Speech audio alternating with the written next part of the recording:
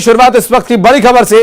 भोपाल से बड़ी खबर आपको बता दें, ऐशबाग थाना क्षेत्र में बदमाशों का आतंक। घर के सामने नशा करने से रोकने पर बदमाशों ने शादी वाले घर में घुसकर तोड़फोड़ की। दरअसल घर के बाहर खड़ी गाड़ियों में भी तोड़फोड़ की और ये बाग फरहत अफजा की घटना बताई जा रही है। ऐशबाग पुलिस ने 3 आरोपियों के खिलाफ मामला दर्ज कर लिया।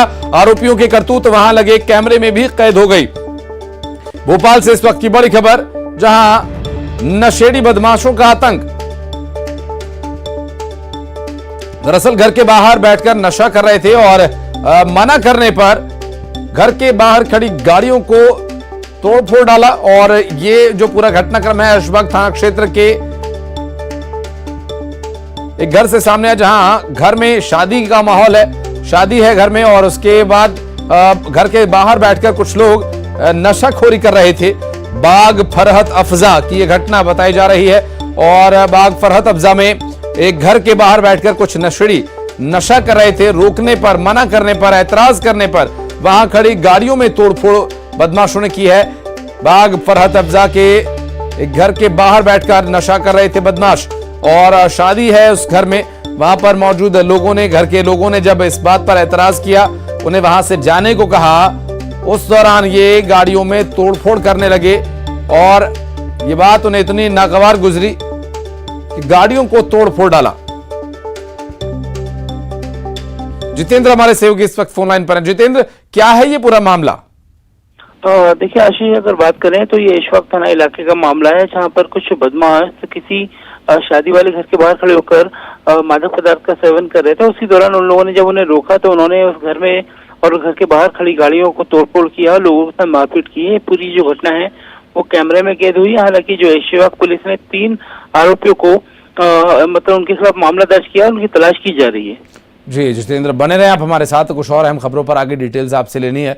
फिलहाल अपने दर्शकों को बता दें कि इस मामले में पुलिस कार्रवाई कर रही है। और एक और बड़ी खबर भोपाल से, जहां ट्रूबा कॉलेज में छात्रों ने हंगामा किया। महाराष्ट्र का कॉम्पिटिटिव एग्जाम सेंटर ये था और कॉलेज को एग्जाम के लिए सेंटर बनाया गया था और इस एग्जाम सेंटर बनाए जाने की नई कोई जानकारी प्रदेश भर से छात्र पहुंच रहे हैं और प्रदेश भर में ये एग्जाम होने हैं। और ऐसे में यहां पर ट्रूबा कॉलेज में छात्रों ने हंगामा किया। महाराष्ट्र का कॉम्पिटिटिव एग्जाम का सेंटर ये कॉलेज बनाया गया था। एग्जाम सेंटर बनाए जाने की जानकारी नहीं दी गई थी। ट्रूबा कॉलेज में छात्रों ने हंगामा किया और महाराष्ट्र का कॉम्पिटिटिव एग्जाम का सेंटर ये कॉलेज बनाया गया था। और जितेंद्र लगातार हमारे साथ मौजूद है। जितेंद्र, कॉलेज के स्टूडेंट्स को जानकारी नहीं दी गई थी या जिनका एग्जाम सेंटर यहाँ पे, तो क्या है, कुछ स्पष्ट नहीं हो पा रही है बात? देखिए, अगर बात करें तो छात्रों को तो पूरी जानकारी थी, क्योंकि सभी छात्रों के पास जो है वो एग्जामिनेशन सेंटर का कार्ड था, उनके पास सारे रोल नंबर्स थे, तभी वो इतनी संख्या में यहाँ पर पहुंचे। सैकड़ों की संख्या में जब छात्र गांधीनगर स्थित ट्रूबा कॉलेज पहुंचे तो वहां पर उन्हें पता चला कि उनका एग्जाम सेंटर ही यहाँ पर नहीं है, ना कॉलेज ने कोई तैयारी की। तो सबसे बड़ी बात है कि कॉलेज की गलती है। ट्रूबा कॉलेज है गांधीनगर में, जिसकी लापरवाही से कई सैकड़ों छात्रों का भविष्य अधर में है। NST CET महाराष्ट्र का ये कॉम्पिटिटिव एग्जाम होता है, जिसका सेंटर ट्रूबा कॉलेज को बनाया गया था। और अगर ये सेंटर जब बनाया गया था तो कॉलेज ने क्यों आगे चलकर तैयारी नहीं की, जिससे जो सैकड़ों छात्र कॉलेज के बाहर खड़े होकर हंगामा कर रहे हैं। जी, और कोई वैकल्पिक व्यवस्था जितेंद्र, चूंकि अब ऐसे में तो एग्जाम कैंसिल होगा, छात्र एग्जाम दे नहीं पाएंगे एकदम अचानक, अगर ऐसी परिस्थिति सामने आएगी तो कॉलेज प्रबंधन क्या सफाई दे रहा है इस पर? अब देखने वाली बात यह है आशीष की जो है शिक्षा विभाग को इस तरह से इसके जो कॉलेज हैं इन पर कार्रवाई करना चाहिए, क्योंकि छात्र जो है देश भर से यहाँ पर पहुंचे हैं। महाराष्ट्र का NST CET का ये बड़ा पेपर होता है जो साल में एक बार होता है। इसके लिए जो छात्र हैं वो काफी बड़ी तैयारी करते हैं। उसके बावजूद जब इतनी बड़ी संख्या में 200 से 500 छात्र जब वहाँ पहुंचते हैं, उन्हें मालूम पड़ता है पेपर कैंसिल है, तो कहीं ना कहीं कॉलेज की लापरवाही है। ऐसे कॉलेजों पर कार्रवाई की जानी चाहिए। जी, बहुत शुक्रिया जितेंद्र आपका इस पूरी जानकारी के लिए। और मुरैना से इस वक्त की बड़ी खबर, लेपा हत्याकांड मामले में शॉर्ट एनकाउंटर कर हत्या के मुख्य आरोपियों को पकड़ लिया गया है। दोनों आरोपियों का शॉर्ट एनकाउंटर हुआ और आरोपियों के पैर में गोली लगी। लेपा गांव में 6 लोगों की गोली मारकर हत्या कर दी गई थी और मुख्य आरोपी अजीत और भूपेंद्र, जिन्हें गोली लगी है, 6 लोगों की हत्या के मुख्य आरोपी हैं। भिंड जिले की सीमा में ये शॉर्ट एनकाउंटर किया गया। मुख्य आरोपी अजीत को हॉस्पिटल में एडमिट कराया गया है। भूपेंद्र थाने में है और इस पूरे मामले को लेकर पुलिस कार्रवाई कर रही है। पुलिस लगातार 4 और लोगों की तलाश में है। करीब करीब इसमें 10 से 11 लोग शामिल थे और अब तक 6 से 7 लोगों की गिरफ्तारी हो चुकी है और जिसमें 2 महिलाएं भी शामिल हैं आरोपियों में और 4 लोगों को पकड़े गए आरोपियों की निशानदेही पर गिरफ्तार करने का प्रयास किया जा रहा है। शुक्रवार को लेपा गांव में हुई 6 लोगों की हत्या के मुख्य आरोपी को पुलिस ने गिरफ्तार कर लिया है। हमारे साथ इस मामले पर चर्चा करने के लिए पुलिस अधीक्षक शैलेंद्र सिंह चौहान मौजूद हैं। इनसे जान लेते हैं किस तरीके से ये पूरी वारदात को अंजाम दिया गया और आरोपी को किस तरीके से गिरफ्तार किया। सर, आज मुख्य आरोपी गिरफ्तार हुआ है, किस तरीके से रहा पूरा? देखिए, इसमें जिस दिन से घटना घटित हुई थी उसी दिन से हमारा पूरा पुलिस बल सभी इसी प्रयास में लगा हुआ था कि इनकी जल्दी से जल्दी गिरफ्तारी करें और पूरे मामले का जो सुपरविजन है वो वरिष्ठतम स्तर से सभी वरिष्ठ पुलिस अधिकारी करें और सब लोग इसमें कर रहे थे। इसी दायित्व में कल रात में पुलिस को सूचना प्राप्त हुई कि महुआ थाना क्षेत्र में जो उसेद घाट है उसके आसपास जो 2 हमारे मेन आरोपी हैं उनके मूवमेंट की सूचना पुलिस को मिली। हम लोगों ने तत्काल हमारा जो पुलिस बल है उसको रवाना करके विभिन्न टीम्स बनाकर उनकी घेराबंदी की। तो उन्होंने उसमें पुलिस पे फायरिंग की, जो उनके पास हथियार था 315 बोर का जो बाद में बरामद हुआ, उसके दौरान पे पुलिस पे फायरिंग की गई। पुलिस ने फिर उस पर जवाबी कार्रवाई की और उस कार्रवाई में जो मेन आरोपी था उसके पैर में गोली लगी जिससे वो घायल हो गया और वर्तमान में जिला अस्पताल में उपचाररत है। और तो दोनों आरोपियों को हम लोगों ने मौके से फिर वहाँ से सर, कितने आरोपी गिरफ्तार हो चुके हैं अभी तक और कितने फरार हैं? देखिए, इसमें जब FIR रजिस्टर हुई थी तो उसमें 9 नामजद आरोपी थे।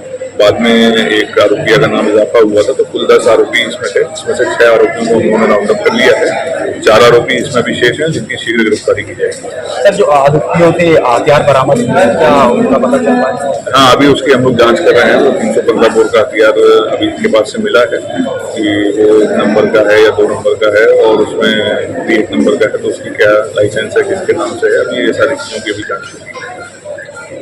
ये थे हमारे साथ पुलिस अधीक्षक शैलेंद्र सिंह चौहान। उनका साफ तौर पर कहना है कि जिस तरीके से आरोपियों की गिरफ्तारी को लेकर के पुलिस जगह जगह दबिश दे रही थी, इसी दौरान पुलिस को सूचना मिली थी कि आरोपी महुआ थाना क्षेत्र के उसेद घाट के पास हैं।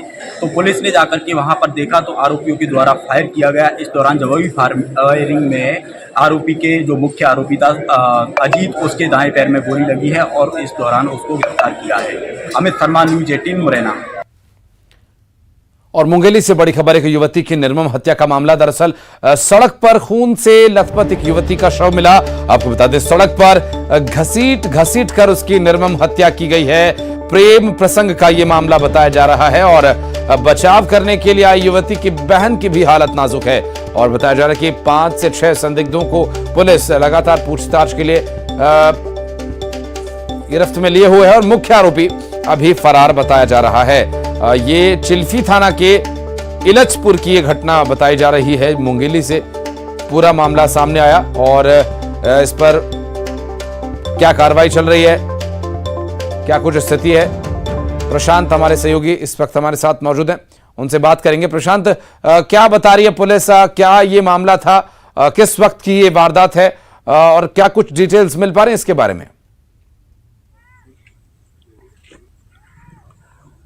जी, निश्चित रूप से एक बड़ी घटना, दिल दहला देने वाली घटना लोरमी इलाके के चिल्फी थाना क्षेत्र के इलचपुर गांव की है, जहां सड़क पर घसीट कर एक युवती की निर्मम हत्या की गई है और धारदार हथियार से उसका गला रेतकर हत्या की गई है। सड़क पर खून के छींटे साफ दिखाई दे रहे हैं और इस समय हम गांव में ही मौजूद हैं, जहां आप देख सकते हैं कि युवती का शव यहाँ है। साथ ही पुलिस के अधिकारी जो है यहाँ पहुंचे हुए हैं और पुलिस के कुछ अधिकारी यहाँ पहुंचे हैं। एसडीओपी लोरमी यहाँ पहुंची हुई, उनसे जानना चाहेंगे पूरी घटना किस तरह की है।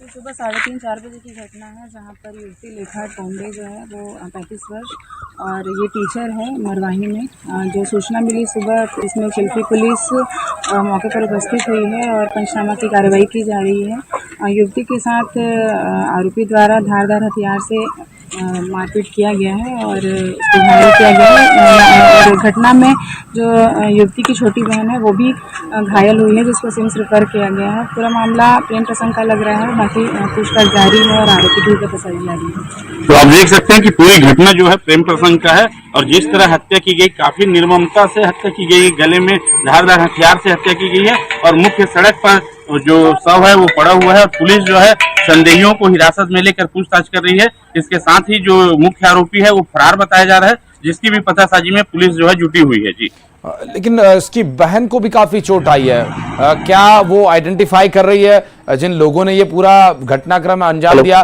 किस वक्त की ये घटना है? क्या कोई बीच बचाव के लिए उस वक्त नहीं आया था? क्या कुछ इसके बारे में जानकारी मिल पा रही है? जी सर। जी, अभी जिस तरह ग्रामीणों से जो वहाँ थे उनसे जो जिस तरह जानकारी मिल रही है, ये घटना सुबह 3-4 बजे की बताई जा रही है, जब युवती को उसके जो प्रेमी बताया जा रहा है उसने मिलने के लिए बुलाया था और उसके बाद उसके साथ यानी इस तरह की घटना को अंजाम दिया गया। और वहीं उसकी बहन और एक ममेरी बहन जो कि घटना के बाद जो जानकारी मिली थी उसके बाद पता करने के लिए आया कि आखिर बहन इतनी देर से कैसे नहीं आ रही है। तब जब वो बाहर आकर देखे तो गांव में झगड़े की आवाज आ रही थी, लड़ाई की आवाज आ रही थी। जब बीच बचाव करने के लिए नंदिनी जो कि उसकी छोटी बहन है वो मौके पर पहुंची तो उसके ऊपर भी हमला किया गया और जिस हमले में वो गंभीर रूप से घायल हुई। उसके बाद उसे सिम्स बिलासपुर रिफर किया गया जहां उसकी हालत नाजुक है। वहीं साथ में जो मेरी बहन गई हुई थी उसने परिजनों को आकर जब बताया, तब तक जब परिजन मौके में पहुंचते तब तक जो आरोपी है वो फरार हो चुके थे। जी, बहुत शुक्रिया आपका इस पूरे मामले पर जानकारी देने के लिए। नजर आप बनाए रखें और बढ़ते आगे रुक करेंगे कोरबा से। एक बड़ी खबर का, कोरबा वन मंडल में हाथियों का उत्पात जारी है। किसानों की फसल को हाथियों ने रौंद डाला और हाथियों के उत्पात से पूरा इलाका दहशत में है। दरअसल ग्राम लबेद में हाथियों का दल मौजूद है। आप देखिए वहां तस्वीरों में साफ दिखाई दे रहा है हाथियों का दल, जिसमें 12 से 15 हाथी बताए जा रहे हैं करीब करीब। और वन अमला हाथियों की निगरानी कर रहा है। ग्रामीणों को अलर्ट किया गया है ताकि उचित दूरी हाथियों से ग्रामीणों की बनी रहे, किसी तरह की कोई जनहानि ना हो। हालांकि इस मामले में अब तक किसानों की फसल को तो नुकसान हाथियों ने पहुंचाया ही है। अब किसी तरह की कोई जनहानि ना हो, इसके लिए वन विभाग लगातार एक अलर्ट जारी किए हुए है हाथियों के संबंध में। और ग्रामीणों से अपील है कि वे हाथियों के आसपास न जाएं और उचित दूरी पर रहें और कोशिश रहे कि हाथियों का आमना सामना ना हो इंसानों से, क्योंकि यहाँ पर काफी संख्या में हाथी मौजूद हैं और ये वन अमला हाथियों की लगातार निगरानी कर रहा है और सूझबूझ के साथ हाथियों को वापस जंगल की ओर भेजे जाने की कोशिश वन विभाग कर सकता है। हालांकि अभी तक हाथी खुद ही चले जाएं, इसके लिए वन विभाग सिर्फ निगरानी कर रहा है एक दूरी बनाकर। और फसलों को नुकसान पहुंचाया, किसानों को नुकसान हुआ है हाथियों के दल के यहाँ आने से और पूरी तरह से फसलों को कुचलकर उन्होंने तबाह कर दिया है। ग्राम लबेद में इस वक्त हाथी मौजूद हैं और वन अमला हाथियों की निगरानी कर रहा है।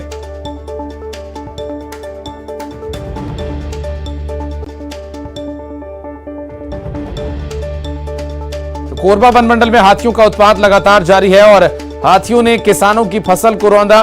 दरअसल हाथियों के उत्पात के चलते लोगों में दहशत है, ग्रामीण इस वक्त खौफजदा है और वन अमला हाथियों की निगरानी कर रहा है। फसलों को नुकसान हुआ है किसानों को हाथियों के यहां पर आने से, जिससे कि उनकी फसल खराब हो गई है, क्योंकि हाथियों का जो दल है वहां पहुंचा है। अब्दुल हमारे सहयोगी इस वक्त हमारे साथ मौजूद हैं। अब्दुल, कहां इस वक्त हाथी मौजूद हैं? वन विभाग क्या कर रहा है? ग्रामीणों की तरफ से क्या कुछ कहा जा रहा है इसके बारे में? जी, आपको बता दूं कि कोरबा वन मंडल के लबेद गांव में ये हाथियों का दल के आसपास विचरण कर रहा है और जो किसानों के खेती और बाड़ी को लगातार नुकसान कर रहा है, जिसमें अब तक 10 किसानों की खेती बाड़ी को नुकसान हाथियों के द्वारा किया जा चुका है। और इसको लेकर ग्रामीण दहशत ज़दा है, लेकिन वन विभाग जो है हाथियों से दूर रहने की हिदायत दे रहा है और हाथियों को निगरानी कर उसको खदेड़ने का कोशिश जरूर वन विभाग कर रहा है। लेकिन हाथियों के लगातार उत्पात से ग्रामीण में आक्रोश भी देखा जा रहा है। लगभग कितने हाथी अब्दुल यहाँ पर मौजूद हैं और क्या नुकसान अब तक हाथियों ने किया है? 23 हाथियों का दल है इसमें और ये हाथी जो है जो सब्जी बाड़ी की फसल, सब्जी बाड़ी जो लगाए हुए हैं किसान उसे, और जो फसल जो लगाए हुए हैं खेत में उसे लगातार नुकसान हाथी ये कर रहा है। लगभग और कितना समय यहाँ पर अब्दुल हाथियों को आए हुए हो गया है और वन विभाग इन्हें क्या हटाने का कोई प्रयास कर रहा है? जो निगरानी की जा रही है, कितने समय तक हाथी रहेंगे यहाँ पर, इसके बारे में वन विभाग क्या कह रहा है, क्या कार्रवाई कर रहा है वन विभाग? जी, हाथियों को वन विभाग के जो टीम है वो मॉनिटरिंग कर रही है और आसपास के गांव में भी मुनादी कराकर लोगों को सचेत किया जा रहा है कि हाथी आसपास के क्षेत्र में है और आप जंगल ना जाएं। इस बात की जानकारी वन विभाग द्वारा दी जा रही है और हाथियों के करीब जाने की कोशिश भी ना करें, क्योंकि हाथी जिस तरीके से पिछले दिनों में भी लोगों पर हमला कर उनकी जान लिया है, अगर इस तरीके की स्थिति निर्मित होती है तो हाथी हमला कर देंगे और जान भी आपकी जा सकती है। तो यही बात को लेकर वन विभाग जो है अब लोगों को दूर रहने की सलाह दे रहा है और हाथियों को खदेड़ने का जो है प्रयास लगातार कर रहा है। बिल्कुल अब्दुल, बहुत शुक्रिया आपका इस जानकारी के लिए। और छत्तीसगढ़ में रेलवे के मेगा ब्लॉक से यात्रियों को भारी परेशानी हो रही है। छत्तीसगढ़ की राजधानी रायपुर से होकर गुजरने वाली कई ट्रेन कैंसिल कर दी गई हैं। रायपुर स्टेशन पर यार्ड आधुनिकीकरण के काम के चलते दक्षिण पूर्व मध्य रेलवे ने एक साथ 20 ट्रेन को रद्द कर दिया। वहीं कई ट्रेन के रूट बदल दिए गए हैं और इसके अलावा कई ट्रेन देरी से रवाना हो रही हैं और इस वजह से रेल यात्रियों को ट्रेन पकड़ने के लिए भारी जद्दोजहद करनी पड़ रही है। तनु वर्मा हमारी सहयोगी इस वक्त हमारे साथ जुड़ गए, उनसे बात करते हैं। तनु, रेलवे यात्री चूंकि एकमात्र ऐसा इस वक्त साधन है जो कि मध्यम वर्गीय, निम्न मध्यम वर्गीय और उच्च वर्गीय के लिए इस वक्त एक बड़ा आवागमन का साधन है, ब्लॉकेज है, परेशानी हो रही है। कितनी ट्रेन कैंसिल हुई हैं और कब तक ये परेशानी यात्रियों को झेलनी पड़ सकती है? रेलवे विभाग क्या जानकारी दे रहा है? यात्रियों से किस तरह के रिएक्शंस मिल रहे हैं?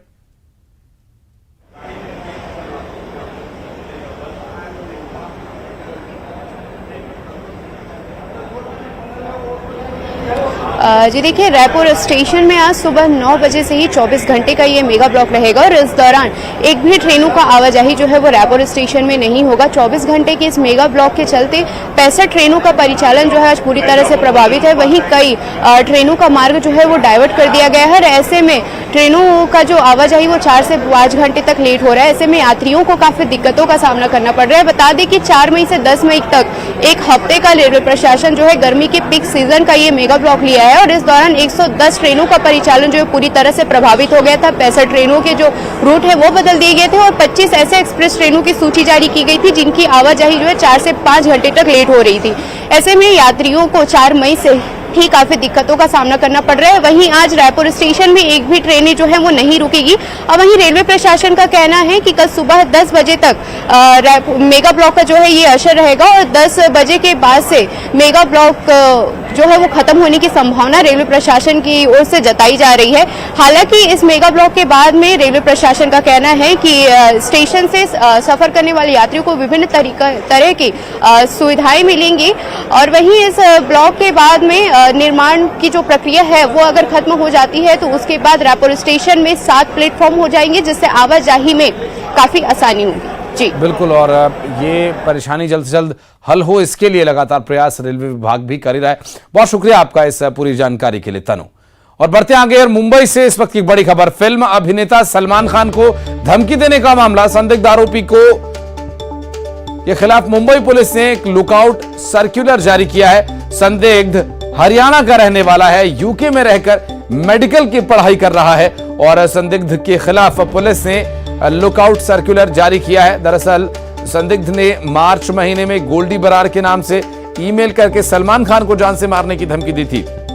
धमकी भरा ईमेल सलमान के एक करीबी दोस्त के पास आया था और धमकी के बाद पुलिस इस पूरे मामले में शिकायत दर्ज कर कार्रवाई कर रही है।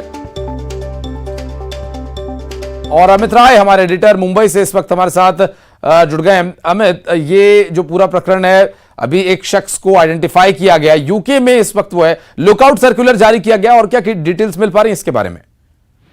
देखिए, बांद्रा पुलिस ने इस साल मार्च में सलमान खान को कथित तौर पर ईमेल के जरिए धमकी देने के आरोप में ब्रिटेन में रहने वाले मेडिकल छात्र की पहचान की है। सूत्रों के मुताबिक धमकी देने वाला छात्र हरियाणा का रहने वाला, हालांकि अभी तक ये पता नहीं चल पाया कि वो छात्र गैंगस्टर समूह से जुड़ा है या नहीं जुड़ा है। मालूम हो कि अभिनेता के एक दोस्त को गैंगस्टर गोल्डी बराड़ के नाम से धमकी भेजी गई थी। सूत्रों ने यह बताया कि प्रथम दृष्टया ऐसा लगता है कि उसका भारत में कोई आपराधिक रिकॉर्ड नहीं है। आरोपी के खिलाफ लुकआउट सर्कुलर जारी किया गया, लेकिन उसकी पहचान का खुलासा नहीं किया गया। पुलिस ने इस मामले में प्रत्यर्पण प्रक्रिया शुरू करने के लिए पारस्परिक कानूनी सहायता संधि यानी MLT के माध्यम से ब्रिटेन पुलिस को इस बारे में जानकारी दी है।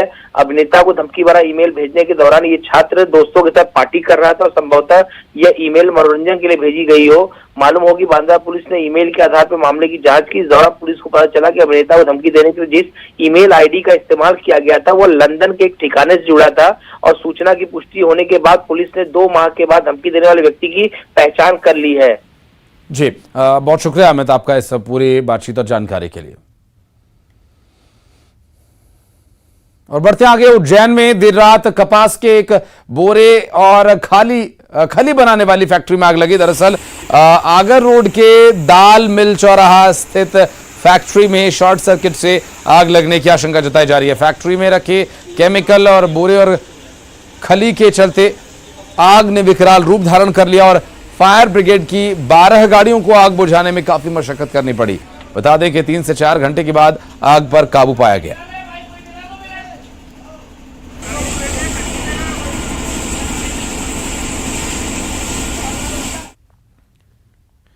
और यहां एक छोटे से ब्रेक के लिए रुक रहे हैं। ब्रेक के बाद भी खबरों का सिलसिला आगे जारी रहेगा। जल्द लौटते हैं।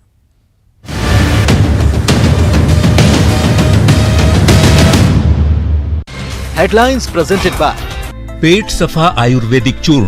पेट सफा तो हर रोग दफा।